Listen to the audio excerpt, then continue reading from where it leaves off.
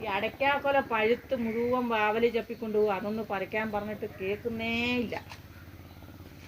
എനിക്കിപ്പോൾ അതിൻ്റെ മണ്ടേ വലിഞ്ഞ് കയറാൻ പറ്റുമോ? 2 കൊല അടയ്ക്കയാണ് പഴുത്ത് കിടക്കുന്നത്. എന്നാ ചെയ്യുന്നാവോ? ഒന്നും ചെയ്യാനില്ല. ഗുരുത്വാകർഷണം കണ്ടുപിടിച്ചുകൊണ്ട് അടയ്ക്ക ഇങ്ങോട്ട് പോന്നോളൂ. ഗുരുത്വാകർഷണം കണ്ടുപിടിക്കാനല്ല ഞാൻ പറഞ്ഞത്, അടയ്ക്ക പറിക്കുന്ന കാര്യമാണ് പറഞ്ഞേ.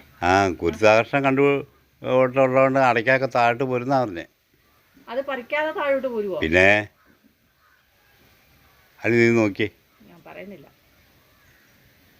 ഗുരുത്വാകർഷണം കണ്ടുപിടിച്ചാലും പിടിച്ചില്ലെങ്കിലും നമ്മൾ അടയ്ക്ക പറിച്ചത് താഴേക്ക് വീഴും, ചക്ക പറിച്ചതും താഴേക്ക് വീഴും.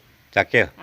ആപ്പിള് പറിച്ചാലും താഴേക്ക് തന്നെ വീഴും. പിന്നെ നിന്നോട് ആരാ ഇതൊക്കെ പറഞ്ഞേ? ഗുരുത്വാകർഷണം കണ്ടുപിടിച്ച അങ്ങനെ അതുകൊണ്ട് തന്നെ കണ്ടുപിടിച്ചോണ്ട് അതായിട്ട് വരുന്നേ. നീ പറയുമായിരുന്നല്ല. അല്ലെങ്കിൽ ഇത് മേളിലേക്ക് പോയായിരുന്നു. പിന്നെ ഇതെല്ലാം മുകളിലോട്ട് പോകും. പറിച്ചാൽ കിട്ടുകയല്ല, മേളിലേക്കേ പോകുള്ളൂ. ഇത് പുതിയൊരു കണ്ടുപിടുത്തോ? അതിന് വേറെ എന്തെങ്കിലും ഒരു പേരുണ്ട് ഇനി. ഗുരുത്വാകർഷണം നീ അതിന് പോയി അതിൻ്റെ ചോട്ടിലൊന്നും പോയി നിന്നാക്കല്ലേ. എന്തുകൊണ്ടാ? അത് മേളിലേക്കല്ലേ പോകുള്ളൂ. ഗുരുത്വാകർഷണം കൊണ്ട് തലയിലോട്ട് വരും. അപ്പൊ നിങ്ങളല്ലേ പറഞ്ഞ ഗുരുത്വാകർഷണം കണ്ടുപിടിച്ചോണ്ട് അത് താഴേക്ക് വരുന്നത്, അല്ലെങ്കിൽ മേളിലേക്ക് പോയേനെ. അത് തന്നെ ഞാനിപ്പോഴും പറയണേ. ഗുരുത്വാകർഷണം കണ്ടുപിടിച്ചതുകൊണ്ട് അത് പറിക്കണ്ട, തന്നെ ഇനി പോരും. എല്ലാം പോരും. എല്ലാം പോരും. തേങ്ങ താഴോട്ട് വരും, അതുപോലെ ചക്ക താഴോട്ട് വരും, മാങ്ങ താഴോട്ട് വരും. അപ്പം പേടിക്കേണ്ട ആവശ്യമില്ല. എല്ലാം താഴോട്ട് അത് കണ്ടുപിടിച്ചോണ്ടാ. കണ്ടുപിടിച്ചില്ലെങ്കിൽ എല്ലാം കൂടെ മുകളിലോട്ട് പോയനെ, മേളിലോട്ട് പോയനെ.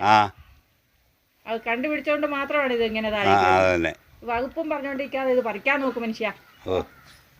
ഗുരുത്വാകർഷണം